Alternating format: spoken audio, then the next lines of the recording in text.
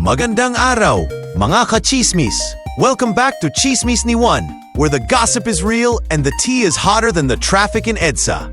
I'm your host, Juan, and today, we've got some wild stories straight from the Senate and the streets. I know.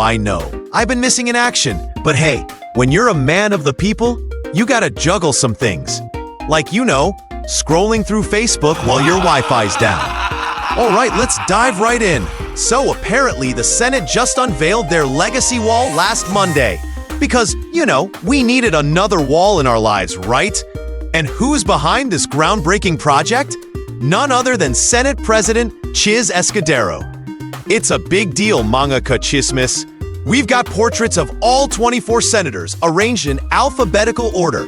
No hierarchy, no politics, just good old alphabet superiority. Because nothing says effective governance like putting everything in A to Z order. And get this, only 800,000 pesos was spent on this monumental masterpiece. Now, I don't know about you, but I could have used that cash to fix my roof during the last typhoon. But hey, a legacy wall is just as important, right? Of course, the internet had a field day with this one. People were asking, how much did you spend on this, Senate? And my personal favorite, what legacy? Legacy of forthwith and remand.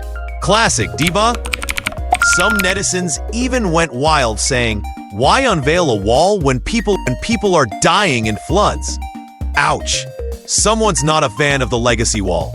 They even called it a waste of people's money. But you know what they say? A picture's worth 1,000 pesos. While the Senate was busy revealing its alphabetical masterpiece, guess what was happening outside? Tropical Storm Crising, or as I like to call it, the real legacy wall of the Philippines, was flooding entire regions. Yup, while Tsismis was posing in front of a wall, 769 families were running for their lives. This storm was so strong, it even made mountains run for cover. I heard some roads literally washed away. And guess what? They didn't need a wall to mark that legacy. Nature was just doing its thing.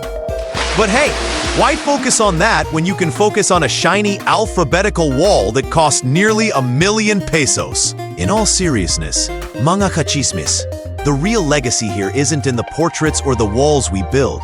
It's in how we handle the real problems. Yung mga baha na nakakaapekto sa buhay ng mga tao, yan ang tunay na legacy na kailangan nating pagtuunan. I mean, I get it.